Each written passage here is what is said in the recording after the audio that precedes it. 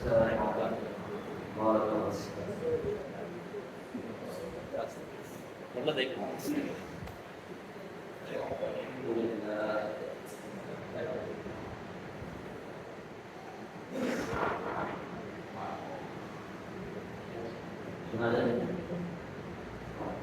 الحمد لله الحمد لله رب العالمين يختص برحمته من يشاء ويصطفي من خلقه ما يحيي لا معقب لحكمه ولا راد لقضائه لا يسأل عما يفعل وهم يسألون سبحانه جعل في تقلب الأيام عبرة للمؤمنين وفي تعاملها عبرة للمتقين والصلاة والسلام على سيد الشاكرين وإمام الموحدين قام بحق ربه حتى أتاه اليقين عليه وعلى آله وأصحابه وأتباعه أفضل صلاة وأتم تسليم اللهم صل على محمد وعلى آل محمد كما صليت على إبراهيم وعلى آل إبراهيم إنك حكيم مجيد اللهم بارك على محمد وعلى آل محمد كما باركت على إبراهيم وعلى آل إبراهيم إنك حكيم مجيد ثم أما بعد فأعوذ بالله من الشيطان الرجيم بسم الله الرحمن الرحيم إن في خلق السماوات والأرض واختلاف الليل والنهار لآيات لأولي الألباب وقال تعالى إن في اختلاف الليل والنهار وما خلق الله في السماوات والأرض لآيات لقوم يتقون وقال في آية أخرى إن عدة الشهور عند الله 12 شهرا في كتاب الله يوم خلق السماوات والأرض منها أربعة حرم ذلك الدين القيم فلا تظلموا فيهن أنفسكم ومن حديث أبي ذر رضي الله تعالى عنه قال سألت النبي صلى الله عليه وسلم أي الليل خير وأي الأشهر أفضل فقال خير الليل يومه وأفضل الأشهر شهر الله الذي تدعونه المحرم عن أبي هريرة رضي الله تعالى عنه قال قال رسول الله صلى الله عليه وسلم أفضل الصيام بعد رمضان شهر الله المحرم وأفضل الصلاة بعد الفريضة صلاة الليل صدق الله العظيم وصدق رسوله النبي الكريم الحمد لله ولله الرب الشكر Allah Subhanahu wa Ta'ala আমাদেরকে মুআফি ইফাদি মুসলিম super করেছেন আমরা শুকরিয়া আদায় করি আলহামদুলিল্লাহ শুকরিয়া আদায় করে আল্লাহ তাআলা আরবিতে বলে দেন নিয়ামত আরবিতে করে আশা করব নিয়ামত ছিনিয়ে না হয় তো মুসলিম কিতাব বুখারীর প্রথম হাদিসে কিন্তু আল্লাহ তাআলা বলেন রাসূলুল্লাহ সাল্লাল্লাহু আলাইহি ওয়াসাল্লাম বলেছেন আত্মগুরু শাস্ত্রুল ঈমান ঈমানের একটি অঙ্গের কথা বলছেন সেটি হচ্ছে পবিত্রতা তোমাকে রাসূলুল্লাহ সাল্লাল্লাহু আলাইহি ওয়াসাল্লাম বলা হয়েছে মুআফি রাসূলুল্লাহ থেকে পবিত্রতা থেকে ইসলাম সবসময় অনেক অবহেলা দিয়েছে পবিত্র হয়ে তো রাসূলুল্লাহ সাল্লাল্লাহু আলাইহি ওয়াসাল্লাম সেটাকে ঈমানের প্রতি অনুসারী উল্লেখ করেছেন এখান থেকে বোঝা যায় যে কতটা পবিত্র হওয়া কতটা জরুরি তারপরে বলছেন আলহামদুলিল্লাহ ইসাবাতুল মিজান আলহামদুলিল্লাহ অর্থাৎ আসলে শুকরিয়া আদায় করা এই জিনিসটা মিজানকে পরিপূর্ণ করে দেবে দাঁড়িয়েটাকে মুসলিম পরিপূর্ণ করে দেবে সাই করে দেবে সুবহানাল্লাহি ওয়া বিহামদিহি তামলাআনি মা বাইনা আস-সামাওয়াতি ওয়াল আরদ এবং সুবহানাল্লাহ আল্লাহ পবিত্রতা বর্ণনা করে এবং আল্লাহ শুকরিয়া আদায় করে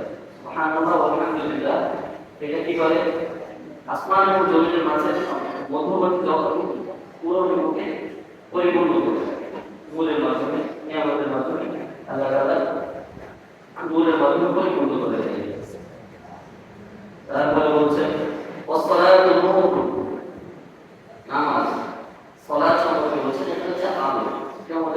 হিসেবে কাজ করেছে সালাত। তারপরে বলছেন ওয়াসসালামাতু বুরহান, সাদাকা এটা ফরজ, যেটা যাকাত সরকার একটা আম শব্দ, তাহলে ফরজ যেটা সেটা নফল সাদাকা করব। তো এই সাদাকার বুরহান দলিল হবে, সাদাকা আমার মুক্তির জন্য দলিল হবে। এরপর সবর দিয়া সবর এটা হবে আলোর মতো, সবর এটা আলোর মতো কাজ, আলো যেমন মহৎ দূর করে দেয়, সবর এটা কষ্ট সমস্ত কষ্টকে দূর করে দেয়, আলোর মতো দূর করে। তারপরে বলছেন ওয়াল কুরআন হুজ্জাতুন লাকা ওয়া আলাইকা, কঠিন একটা কথা, কুরআন হুজ্জাতুন লাকা ওয়া আলাইকা, কুরআন হয় তোমার পক্ষে দলিল, না হয় তোমার বিপক্ষে। কুরআন আমাদের পক্ষে আছে, বিপক্ষে যাচ্ছে, সেটা আমরা যারা নামাজ পড়ি এবং মোটামুটি জমা করে শুনি, একটু চিন্তা ভাবনা করলে আমরা বুঝতে পারি কি কোরআন আমার পক্ষে আছে, বিপক্ষে যাচ্ছে। কোরআন আমার পক্ষে আছে, কি বিপক্ষে যাচ্ছে। লাকা ওয়া আলাইকা, ছোট একটা কথা, অনেক বড় কঠিন একটা কথা। কোরআন হুজ্জাতুন লাকা ওয়া আলাইকা, শুধু একবার চিন্তা করি যে কিয়ামতের দিন আমার বিপক্ষে দাঁড়িয়ে আছে কোরআন, কোরআন আমার বিপক্ষে দাঁড়িয়ে আছে, এতটুকু শুধু চিন্তা করি তাহলে বোঝা যাবে। আচ্ছা, তারপরে আজকের আলোচনার বিষয় সম্পর্কে যেটা আছে, কুল্লু নাস ইয়াগদু ফাবারিউ নাফসাহু ফামুতিকুহা আও মুবিকুহা। আল্লাহ রাসূল সাল্লাল্লাহু আলাইহি ওয়াসাল্লাম বলছেন প্রত্যেকটা মানুষ তো সকালবেলা তো সকালের সময়টাতে উপনীত হয়, ইয়াগদু সকালের সময়টা সকালে আসে, সকালের সময় সে উপস্থিত হলো, তো সে সকাল যাপন করছে। সকাল যাপন করার পর সকাল করে সারা দিনের ভিতরে সে তার নিজের নফসকে নিজেকে বিক্রি করার তার উদ্দেশ্য হচ্ছে, যেমন বিক্রি করে আমার একটা কোনো জিনিস কষ্ট করে হাসিল করে, সেই জিনিসটাকে আমি যখন বিক্রি করে দিই সেটা আমার কিছু মুনাফা লাভ হবে। বিক্রি করা দ্বারা এখানে এই জন্য এখানে সবাই এমন শব্দটা ব্যবহার করেছে যে সে নিজেকে ক্ষয় করে কিছু একটা উপার্জন করছে, উপার্জন করার পরে সেটা কি করবে, তারপরে সে নিজেকে সে কি করবে, আজাদ করে দেবে। মানে গোলাম আজাদ করে, গোলাম আজাদ করে ব্যবহার করে বলিতে হবে। এখন সে নিজের নফসকে আজাদ করলো কিভাবে, সে নিজের নফসকে আজাদ করবে যদি সে সারাদিন আল্লাহর নাম করতে পারে, আল্লাহর রাসূলের নাম করতে পারে, তাহলে সে নিজেকে মুক্ত করে ফেলল। মুসলমান হিসাবে আমাদের মূল লক্ষ্য উদ্দেশ্য তো এটাই, মুসলমান হিসাবে আমাদের মূল লক্ষ্য উদ্দেশ্য ওই জায়গায় যে আমরা জাহান্নাম থেকে নিজেদেরকে মুক্ত করে জান্নাতে নিয়ে যেতে পারছি। ومن زحزح عن النار وأدخل الجنة فقد فاز كل نفس ذائقة الموت وإنما توفون أجوركم يوم القيامة। বলা হচ্ছে প্রত্যেকটা প্রাণী মৃত্যু সংগ্রহণ করবে, وإنما توفون أجوركم, তোমাদের পারিশ্রমিক মানে তোমাদের পাওনা তোমাদেরকে পরিপূর্ণভাবে বুঝিয়ে দেওয়া তো পাওনা বুঝিয়ে দেওয়ার পরে আমার প্রতিদান বুঝিয়ে দেওয়ার পরে আমার প্রতিদান কি হচ্ছে, আমার জুহজিহা আনিন নার, যাকে জাহান্নাম থেকে উঠিয়ে জাহান্নাম থেকে মুক্তি দিয়ে ওয়াদখিলাল জান্নাহ ফাকাদ ফাজ, সে সফল হয়ে জাহান্নাম থেকে মুক্ত হতে পারলাম কিনা, তো আমি একা করতে পারলাম কিনা, সারাটা দিন আমি ব্যয় করলাম, এটা আমি নিজেকে মুক্ত করতে পারলাম, আল্লাহ রাসূলের আদেশ অনুযায়ী চলতে পারলাম, নাকি আমার নামাজ হয় না অথচ আমি খেলা দেখতে উঠে যাই, এই ধরনের কোনো কাজ আমার মাধ্যমে হয়ে যাচ্ছে। তারপরে তো তো যদি আমি নামাজ পড়তে না উঠে খেলা দেখতে উঠে গেলাম, আমি নিজেকে হালাক করে দিলাম, ধ্বংস করে দিলাম।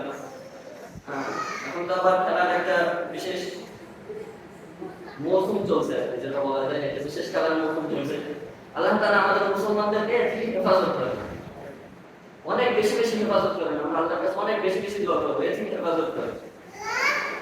এটা সম্পর্কে দেখা যাচ্ছে ওই যে প্রাচীন রোমে একসময় কি বলতো, গ্রেট অ্যান্ড সার্কাস, রুটি দেওয়া এবং তাদেরকে সার্কাসের ভিতরে বিনোদনের ভিতরে নিমজ্জিত রাখা। তারা বিরাট একটা মঞ্চ তৈরি করেছিল, কলসিয়াম মঞ্চ, ইতালির রোম শহরে এখন আছে সপ্তাহ শুরুতে একটি। তো তারা তাদের নিজেদের ক্ষমতাকে ধরে রাখার জন্য এই বুদ্ধিটা তারা ব্যবহার করে। হামলা হচ্ছে। আমরা কয়েকদিন আগে দেখেছিলাম গাজার ভিতরে নিয়মিত হামলা হচ্ছে, আমরা কিছুদিন আগে দেখেছিলাম। এবং সেখানে আমাদের এই খেলার ভিতরে অংশগ্রহণকারী কিছু দল আছে যেগুলো বাংলাদেশের প্রতি মানে বহু পরিচিত দল, ঠিক আছে, তাদের সেখানে সমর্থন ছিল ইসরায়েলের পক্ষে। অথচ আমরা তাদের খেলা দেখার জন্য উঠে পড়ছি, খেলা দেখার জন্য উঠে পড়ছি। আমি কি আদান করছি নাকি ইবাদত করছি সেটা আমি নিজের কাছে প্রশ্ন করি।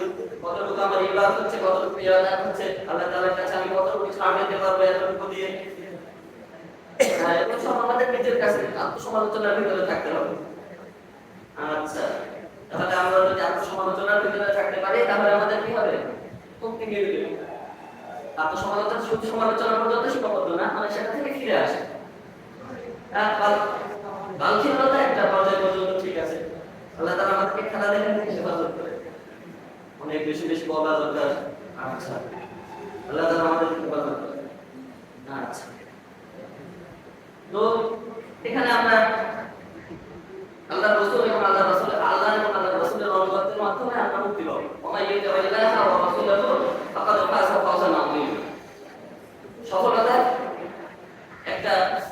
সফলতার সঙ্গে আল্লাহ তাআলা দিয়ে দিয়েছেন ওয়া ইউতিল্লাহ ওয়া রাসূলহু, যে আল্লাহ তাআলার অনুগত করলো এবং তার রাসূলের অনুগত করলো, তাহলে সে ফাকাদ ফাযা ফাওজান আযীমা, সে হয়ে গেল, সফল হয়ে গেল। সফলতা তার জন্য।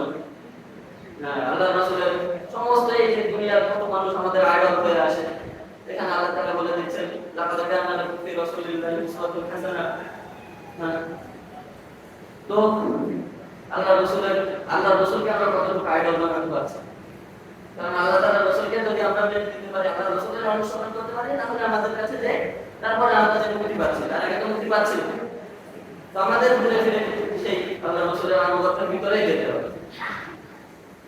আচ্ছা, তো এখন আমাদের মুহররম মাসের 3 তারিখ গত মঙ্গলবার সন্ধ্যায় মুহররম মাসের চাঁদ উঠেছে। বুধবার যেদিন আমাদের কি ছিল? হিজরি নববর্ষ ছিল।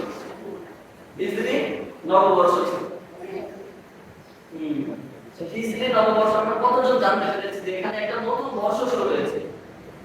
আগে মানে মুসলমানদের যে সনটা হিজরি সনটা, এটা শুধু একটা আরবি সন না, এটা মুসলমানদের সন।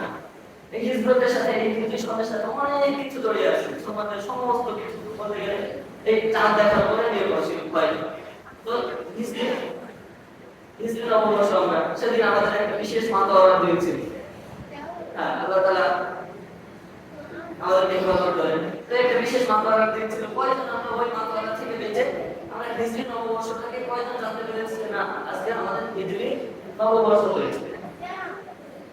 এই হিজরত কি মাইনে রাখা আমাদের জন্য, এই হিজরতের মাধ্যমে আমরা কি পেয়েছি, এগুলো কতজন আমরা খেয়াল করতে পেরেছি? আল্লাহ তাআলা আমাদেরকে হেফাজত করেন। তো যাই হোক, পৃথিবীতে তো বিভিন্ন সঞ্চালন আছে, অনেকগুলো সঞ্চালন আছে। আমাদের দেশে বিশেষভাবে একটা হচ্ছে ইংরেজি, যেটা আমাদের সচরাচর ব্যবহার হয়। এটা হচ্ছে আজকে কত তারিখ? ইংরেজি মাসের 19 তারিখ, সম্ভবত 19 জুন 2026। আর আষাঢ় মাসের সম্ভবত 4 বা 5 তারিখ হবে, যেটা 1433 সাল, 1433 বঙ্গাব্দ। আর এদিকে হিজরি সন 1448 এর 3 মুহররম, তেসরা মুহররম। তো আমরা নতুনটা সুন্দরভাবে শুরু করতে পেরেছি। তো যে কোনো মাস, চন্দ্র মাস, এটা আমাদের জন্য গুরুত্বপূর্ণ।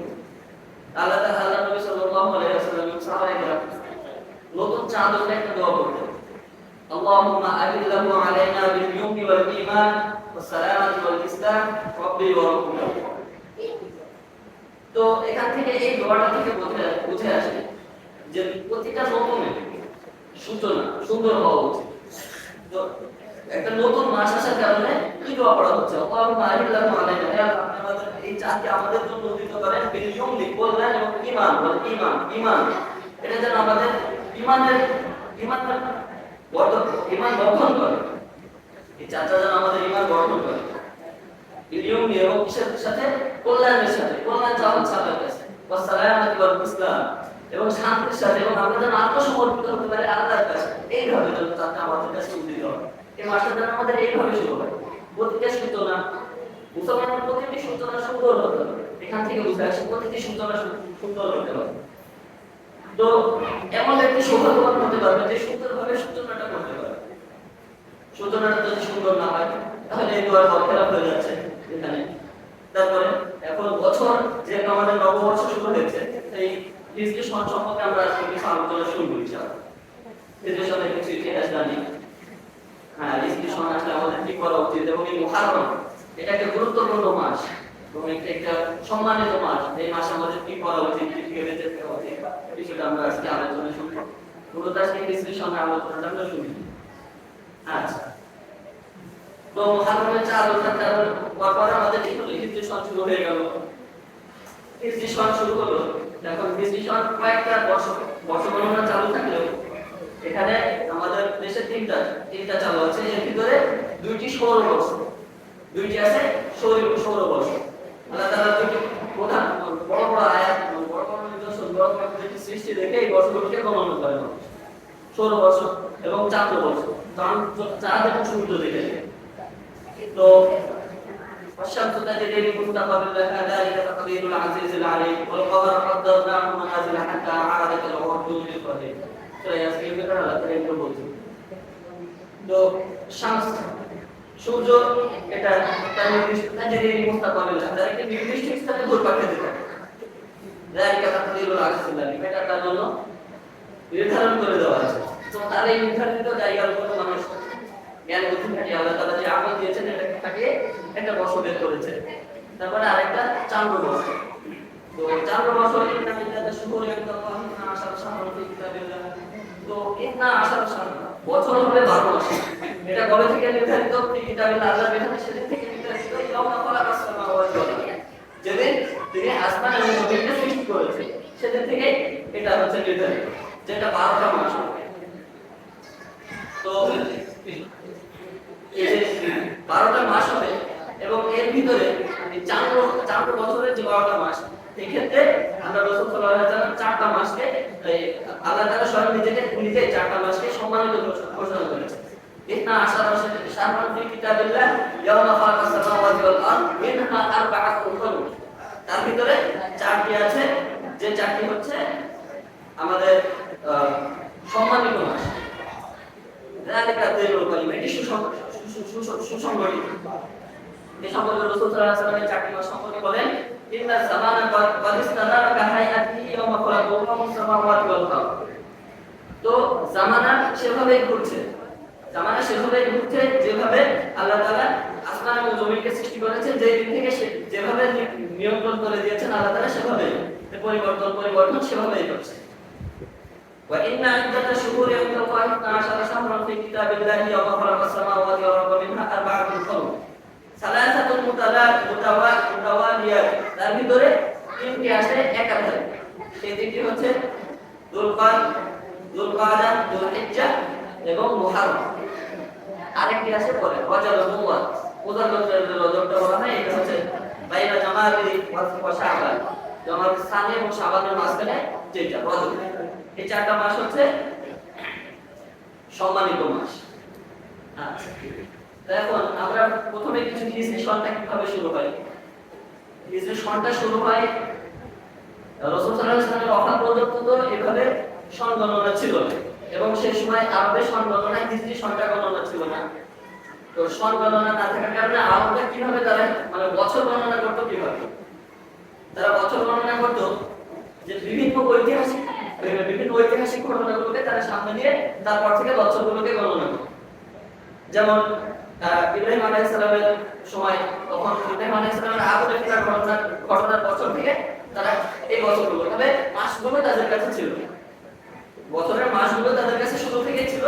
তারা বছর গণনা করতে, যখন ইব্রাহিম আলাইহিস সালামকে আগুনে ফেলা হয়েছিল সেই সময় থেকে অমুক বছরে ইব্রাহিম আলাইহিস সালামকে আগুনে ফেলা হয়েছিল, ওই বছর থেকে তার পরের বছর এইভাবে। তারপরে ইব্রাহিম আলাইহিস সালামের তারপরে কাবা নির্মাণ পর্যন্ত এটা চলেছে। তো কাবা নির্মাণ হওয়ার পর থেকে কাবা নির্মাণের এটা শুরু হলো। তারপরে কিছু গোত্র একটা নির্দিষ্ট সময় এক গোত্র থেকে বের হয়ে যেত, ওইগুলো হিসাব করতো। শেষ পর্যন্ত তারা হিসাব করেছে কাব ইবনে লুআই রাসূলুল্লাহ সপ্তম অষ্টম বংশধর উর্ধ্বতন, তো সে তার মৃত্যু পর্যন্ত একটা গণনা ছিল। তার মৃত্যুর পর থেকে আরেকটা বর্ষ গণনা শুরু হবে। কাব ইবনে লুআইয়ের মৃত্যুর পর থেকে অমুক মাসে কাব ইবনে লুআই মারা গেছে, তারপর থেকে এইভাবে আরেকটা বর্ষ গণনা শুরু হয়। অতঃপর বর্ষ গণনা শুরু হয় মুস্তিবাহি আলাম তারা কাইফা ফাআলা রাব্বুকা বিআসহাবিল ফিল, যে আপনাদের হচ্ছে মুস্তিবাহি থেকে কাবা ধ্বংস করতে এসেছিল, সেই মুস্তিবাহিনীর বর্ষ আমল ফিল বলা হয়। তো ওই বর্ষ রাসূল সাল্লাল্লাহু আলাইহি ওয়াসাল্লামের জন্ম ছিল ওই বর্ষে।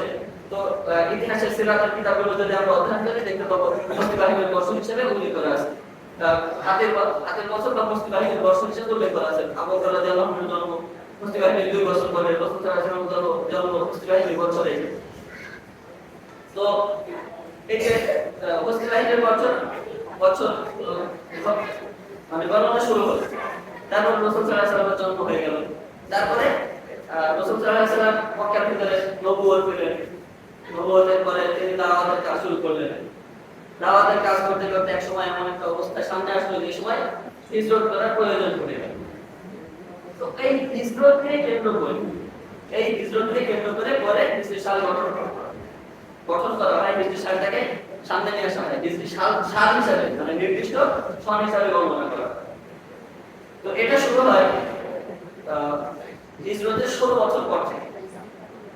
16 বছর পর থেকে হযরত ওমর রাদিয়াল্লাহু তাআলা আনহুর জামানায়, হযরত ওমর রাদিয়াল্লাহু তাআলা আনহুর জামানায় ইসলামের বিশ্ব অনেক বিশাল হয়ে যায়। তো মুসলিম বিশ্ব অনেক বড় হয়ে যাওয়ার কারণে দেখা যাচ্ছে কোন চিঠি আসতো কিন্তু সেখানে তারিখ উল্লেখ থাকতো, কোন সাহাবা উল্লেখ আছে, কথা অমুক বছরে 18 বছর, কিন্তু বছরটা উল্লেখ করা থাকে। এই কারণে অনেক চিঠিপত্র কোন বছরের ফরমান, এগুলো নিয়ে অনেক ধরনের সমস্যা তৈরি হয়। তো এই সমস্যা নিরসনের জন্য আবু মুসা আশআরী রাদিয়াল্লাহু তাআলা আনহু সম্ভবত ওমর রাদিয়াল্লাহু তাআলা আনহুর কাছে বলেন যে হচ্ছে আমাদের তো এইভাবে বছরগুলো হিসাবে থাকছে না, তো এটা কি করা যায়? তো ওমর রাদিয়াল্লাহু তাআলা আনহু সেই সময় কবির সাহাবায়ে কেরামকে নিয়ে একটা মজলিসে বসেন। তো সেখানে অনেক ধরনের প্রস্তাব পেশ করেন। একজন সাহাবী পেশ করেন যে নবুয়তের বছর থেকে গণনা করা হবে, যেহেতু নবুয়ত ছিল রাসূল সাল্লাল্লাহু আলাইহি ওয়াসাল্লামের একটা বিশেষ, ইসলামের একটা বিশেষ ছিল নবুয়ত, রাসূল সাল্লাল্লাহু আলাইহি ওয়াসাল্লাম নবুয়ত পেয়েছেন। আবার কেউ বলেন যে ইন্তিকালের বছর থেকে গণনা করা হবে। আমাদের সরকার রাসূল সাল্লাল্লাহু আলাইহি ওয়াসাল্লামের ইন্তিকাল, এটাও একটা বিশেষ একটা দিন ছিল, মুসলিম উম্মাহ এতিম হয়ে গেছে। সেই হিসাবে একজন এক ধরনের প্রস্তাব দিচ্ছিলেন। যার মাঝ থেকে হযরত আলী রাদিয়াল্লাহু তাআলা আনহু প্রস্তাব পেশ করেন যে হচ্ছে এটা হিজরতের বছর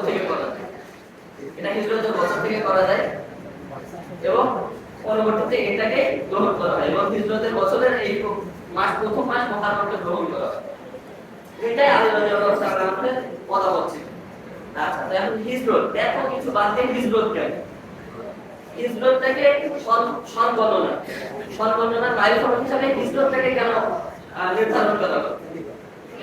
এখানে তো বলতে পারতো স্বাভাবিকভাবে যে বদর যুদ্ধ আমার বদর যুদ্ধের পরে মুসলমানদের বিশাল একটা হয়েছে, এটা বোঝা যায়। বদর যুদ্ধ, তারপর তাইফের ঘটনা হইতে পারতো, এদিকে মক্কা বিজয়ের ঘটনা হইতে পারতো, কারণ এগুলো তো অনেক বড় ইসলামের অনেক বড় ঘটনা। তারপরে এদিকে হুদাইবিয়ার সন্ধিটা হতে পারতো, হুদাইবিয়ার সন্ধির পর থেকে অনেক ইসলামে ছড়িয়ে গিয়েছে, এগুলো হতে পারতো।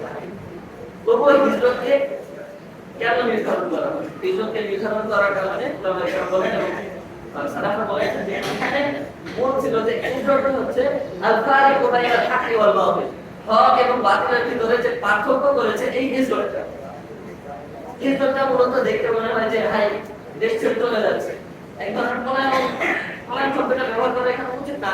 হিজরতটা মনে হয় যে নিজের জন্মভূমি, মাতৃভূমি সব কিছু ছেড়ে চলে যাচ্ছে। তো এখানে আবার এটাকে কেন?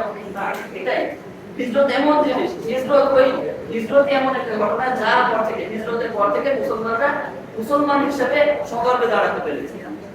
কারণ হিজরতের পূর্বে যতদিন মক্কার ভিতরে ছিল 13 বছর মক্কার ভিতরে এতদিন প্রকাশ্যে আল্লাহ তাআলার ইবাদত করে নাই, জামাতে নামাজ আদায় করতে পারে। হিজরতের পর থেকে জামাতে নামাজ আদায় করতে পেরেছে, প্রথম জুমা আদায় করতে পেরেছে, মুখ খুলে বলতে পেরেছে আমি মুসলমান। এবং হিজরতের ভিতরে যে সাহাবায়ে কেরামের প্রথমটা কুরবানি, হিজরতের ঘটনাগুলো দেখতে পাবো, সমস্ত ধন সম্পদ যা কিছু মক্কায় ছিল সমস্ত কিছু ছেড়ে দিয়ে চলে গিয়েছে। রাসূল সাল্লাল্লাহু আলাইহি ওয়াসাল্লাম ওই রাতের আধারের মধ্যে না থেকে তারা এসে বলছেন যে আমরা নিয়ে যাবো। আব্বাস রাদিয়াল্লাহু আনহু বলছেন দেখো তোমরা নিয়ে যেতে পারবে কিনা, তার হেফাজত করতে পারবে কিনা। তার উপরে এমনি সবাই জড়া হয়ে আছে, কিন্তু কিছুর ভিতর দিয়ে যে তারপর মদিনায় গেল, সেখানে যে প্রথম মুসলমানরা একটা সমাজ তৈরি করতে পারবে, মুসলিম একটা সমাজ তারা সংগঠিত করতে পারবে। যাই হোক, এই যে হিজরত এত মানে মুসলমানের তো প্রকাশ করতে পেরেছে যে ঘটনার কারণে, এই ওলামায়ে কেরাম বলেন এটার কারণে মূলত হিজরি সনকে বর্ণনা করা হয়। হিজরি সন বর্ণনা করা হয় হিজরতের প্রথম বিষয়। তো যাই হোক, আল্লাহ তাআলা অনুপ্রেরণা তাআলা আমাদের উপর রহমত করেন, তিনি আমাদের জন্য এই ঘটনা করে গিয়েছেন। আচ্ছা, তারপরে এখানে হিজরত বছর এখান থেকে শুরু হওয়ার পরে এখন বছর কোনটা দিয়ে শুরু হবে? বছর শুরু করা হলো মুহররমটা থেকে। তো মুহররমটা ছিল, এটার পিছনে কারণ হচ্ছে সেই সময় মুহররমটা প্রথম বছর ছিল, মুহররমটাই ছিল আরবের প্রথম বছর। তো ওটাকে অপরিবর্তিত রেখে মুহররমটাকে রাখা হলো। এদিকে আবার আমাদের যে বাংলা সনটা আছে এটার সাথে আবার কি আছে, এই যে সনের মিল আছে। বাংলা সনটা অনেক কথা শোনা যায় যে কে মানে প্রবর্তক কে বা চাকবারটাই বেশি উল্লেখিত আর কি। শ্মশান প্রায়ের নামও কিছু কিছু জায়গায় চলে আসে হিন্দুরা, যারা হিন্দু আছে তারা এগুলো নিয়ে বেশি লাফালাফি করে। বাকি বর্তমান সময়ে যে বাংলা সন ইত্যাদি যেগুলো চালু আছে এগুলো মূলত বা চাকবারের সময়। তো বাচ্চা আকবর এটাকে হচ্ছে 963, যদি এটা 992 খ্রিস্টীয় মূলত কার্যকর হয় 963 খ্রিস্টে যখন সিংহাসনে আরোহণ করে সেই সময় থেকে এই বাংলা সনটাকে বিভিন্ন নক্ষত্র ইত্যাদির নাম দিয়ে সংযুক্ত করে মোল্লা ফাতে আমির মোল্লা ফাতে আমির সিরাজি, উনি জ্যোতিষ শাস্ত্রবিদ ছিলেন, ফাতেউল্লাহ সিরাজি, ওনাকে দিয়ে এই কাজটা করিয়ে নিন। পরবর্তীতে এই 63 সালে সম্ভবত পাকিস্তান পিরিয়ডে সম্ভবত এই ডক্টর মোহাম্মদ শহীদুল্লাহ নাকি ওনাকে দিয়ে এটাকে একটা ইয়ে করা হয়। তো যাই হোক, বাংলা সন এই যে মঙ্গল শোভাযাত্রা এত কিছু করে, এগুলো সব কুফরি কাজগুলো করে। অথচ বাংলা সন শুরু হয়েছিল হিজরি সনের সাথে মিলে, মুসলমানদের সনের সাথে মিলে। আর এই হিজরি সনটা এটা মূলত মুসলমানদেরই সন, শুধু মুসলমানদের সন নয়, এবং ইসলামী সন।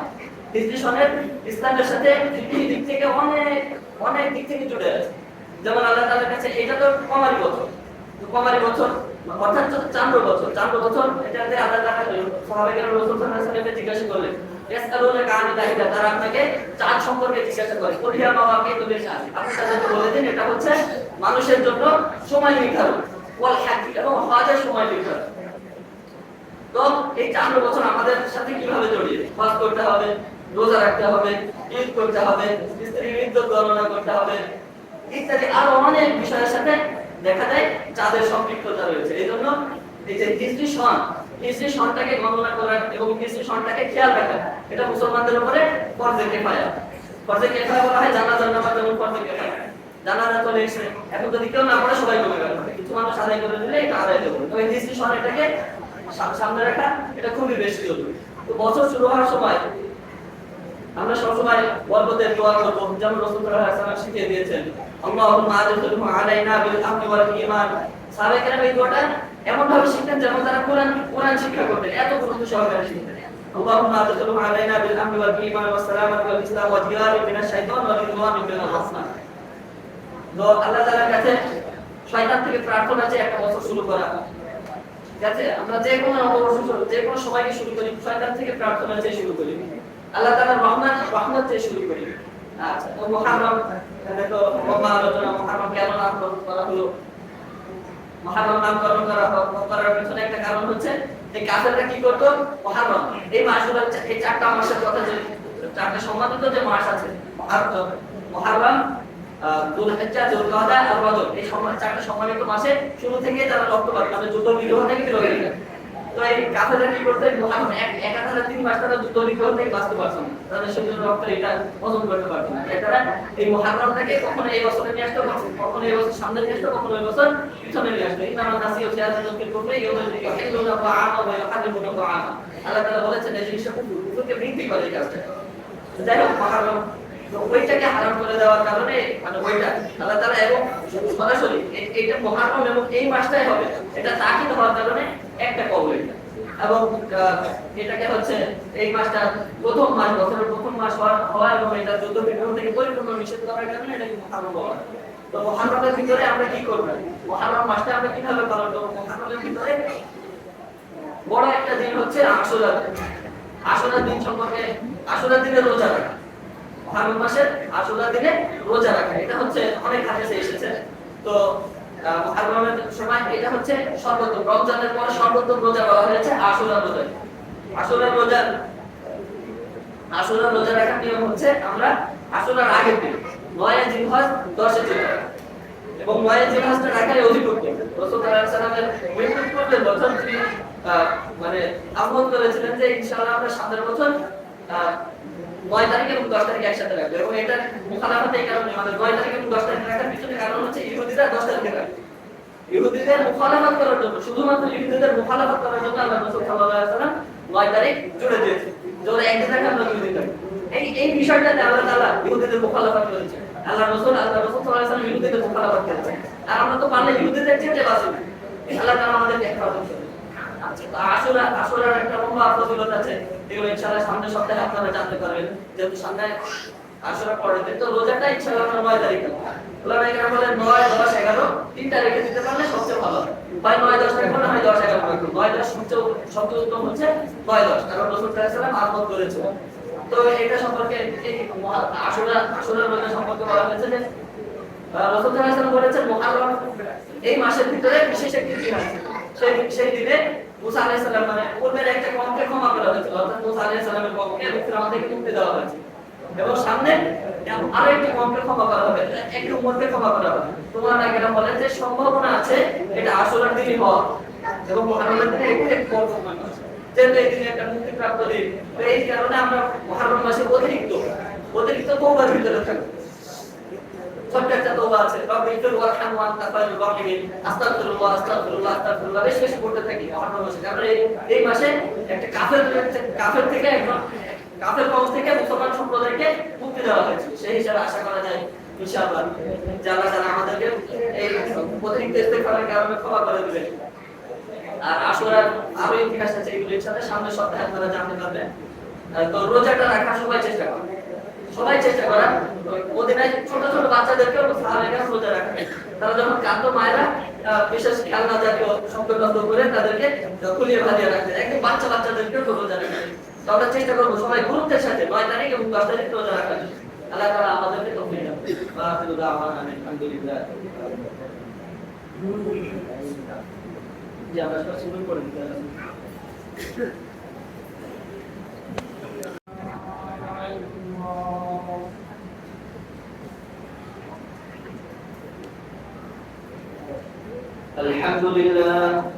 الحمد لله يختص برحمته من يشاء ويصطفي من خلقه ما يريد، لا معقب لحكمه ولا راد لقضائه، لا يسأل عما يفعل وهم يسألون. سبحانه جعل في تقلب الأيام عظة للمؤمنين وفي تعاقبها عبرة للمتقين. والصلاة والسلام على سيد الشاكرين وإمام الموحدين، قام بحق ربه حتى أتاه اليقين، عليه وعلى آله وأصحابه وأتباعه أفضل صلاة وأتم تسليم. ثم أما بعد، عباد الله اتقوا الله، فإن في تقواه سعادة للعباد، وهي خير ما يتزود به ليوم المعاد. قال الله تعالى: يا أيها الناس اتقوا ربكم الذي خلقكم من نفس واحدة وخلق منها زوجها وبث منهما رجالا كثيرا ونساء، واتقوا الله الذي تساءلون به والأرحام إن الله كان عليكم رقيبا.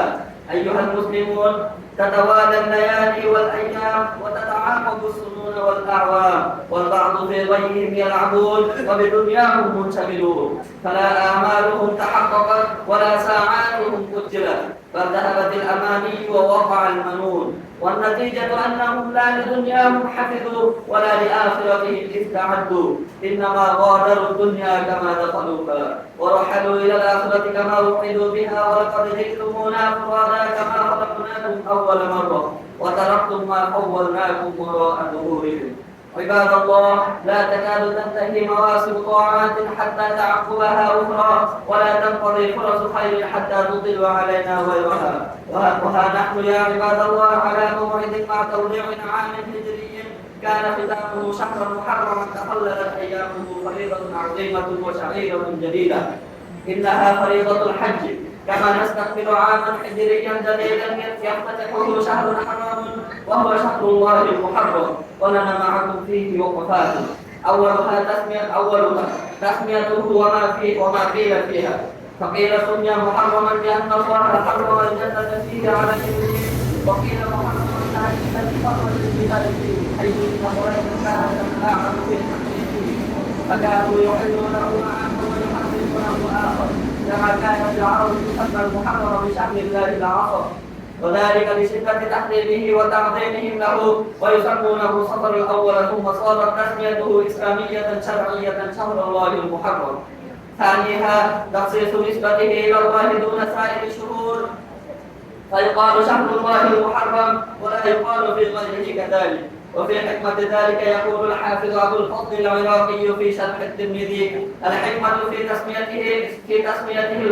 تسمية المحرم شهر الله، والشهور كله لله يحتمل أن يقال إنه لما كان من الأشهر الحرم التي حرم الله فيها القتال، وكان أول شهور السنة يضيف إليه إضافة تخصيص، ولم يصح إضافة شهر من الشهور إلى الله تعالى عن النبي صلى الله عليه وسلم إلا شهر الله المحرم. ثالثها أنه من الأشهر الحرم ويأتي في أولها. قال الحسن البصري رحمه الله: إن الله تعالى افتتح السنة بشهر حرام أي المحرم، وختمها بشهر حرام أي ذي الحجة، فليس شهرا في السنة بعد شهر رمضان أعظم عند الله من المحرم. ومعلوم أن الأشهر الحرم أفضل عند الله من غيرها، لذا تأكد تحريم الظلم فيها. قال الإمام القرطبي رحمه الله: فصل الله تعالى الأشهر الحرم بالذكر ونهى عن الظلم فيها تشريفا لها، وإن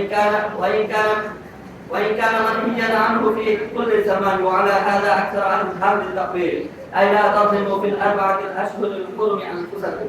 رابعها أن شهر الله المحرم أول الأشهر الهجرية بالقمرية، وتم الاتفاق على هذا في عهد الخليفة الراشد عمر بن الخطاب بعد 16 سنة من الهجرة. وهو المذكور في قوله: إن عدة الشهور عند الله 12 شهرا في كتاب الله يوم خلق السماوات والأرض منها 4 حرم. خامسها يا عباد الله أنه من أفضل الأشهر بعد شهر رمضان، رجح ذلك جمع من أهل العلم.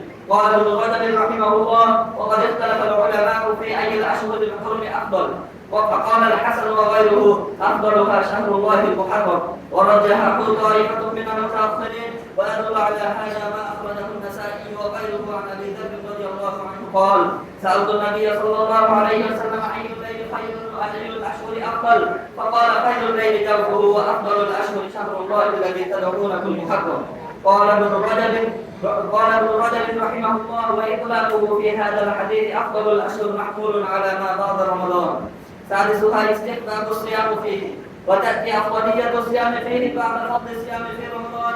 فعن أبي هريرة رضي الله عنه قال: قال رسول الله صلى الله عليه وسلم: أفضل الصيام بعد رمضان شهر الله المحرم، وأفضل الصلاة بعد الفريضة صلاة الليل. اللهم وفق لفعل الخيرات وترك المنكرات والأمن من الفزع يوم العرض في العرصات. قلت ما سمعتم، وأستغفر الله لي ولكم من كل ذنب وخطيئة فاستغفروه إنه هو الغفور الرحيم.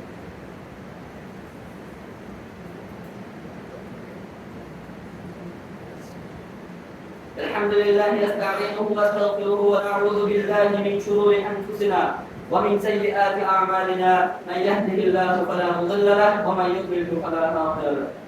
أعوذ بالله من الشيطان الرجيم. إن عدة شهور عند الله 12 شهرا في كتاب الله يوم خلق السماوات والأرض.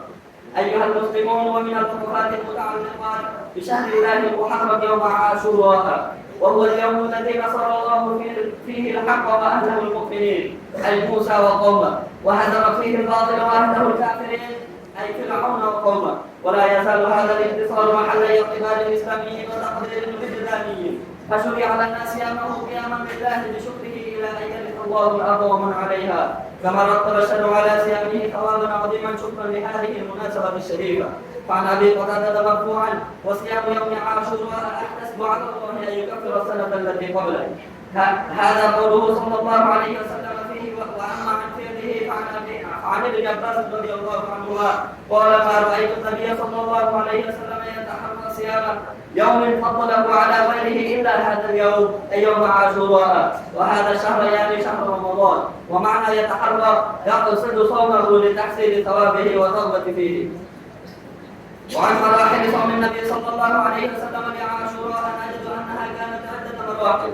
ففي مكة كانت قريش تصومونه فصامه صلى الله عليه وسلم ولم يأمر أصحابه بصيامه. ثم لما ارتحل إلى المدينة وجد أهل الكتاب يصومونه فصامه وأمر أصحابه بصيامه. ثم لما نزلت فرضية صوم رمضان صام رمضان وترك الأمر بصيامه. ثم قبل أن يموت عزم أن يخالف أهل الكتاب في صيامه فيزيد عليه التاسع، لكنه لم يدركه تلك صلى الله عليه وسلم. عباد الله، هذا أبرز ما يتعلق بشهر المحرم من المسائل والأحكام، لكن من المؤسف أن تجد من العباد من لا يقف عند حدود المشهور فيه، ولا يقف به الاتباع حيث هديه صلى الله عليه وسلم، ولا يكتفون بما وردنا عنه قولا وعملا، بل شرعوا في الدنيا ما لم يحكم به الله ولا ثبت عن رسوله صلى الله عليه وسلم، ظانين وفاض ظنهم أنهم يحسنون صنعا فابتدعوا وليتهم اتبعوا. ومن ذلك ما يكون من البدع والمحدثات، سواء في شهر الله المحرم عموما وفي عاشوراء خصوصا. يقول أبو شامة رحمه الله: ولم يأتي شيء في أول ليلة المحرم، وقد فتشت فيما نقل من الآثار صحيحا وضعيفا، وفي الأحاديث موضوعا، فلم أرى أحدا ذكر فيها شيئا. إني لأتخوف والعياذ بالله من مفتر يختلف فيها. اللهم اجعل خير أعمالنا خواتيمنا وخير أيامنا يوم نلقاك. اللهم أصلح ولاة أمور المسلمين ووفقهم لهداك، واجعل عملهم في رضاك، وارزقهم البطانة الصالحة الناصحة، وجنبهم بطانة الشر والفساد. اللهم ارفع عنا الولاء والوباء والربا والزنا والحروب والمحن والفتن ما ظهر منها وما بطن. اللهم اصلح احوال المسلمين في كل مكان. اللهم ارحم موتانا واشف مرضانا وعاف مبتلانا. عباد الله، صلوا وسلموا على من امركم ربكم بالصلاة والسلام عليه، فقال في محكم التنزيل: إن الله وملائكته يصلون على النبي يا أيها الذين آمنوا صلوا عليه وسلموا تسليما. فصدق الله العظيم.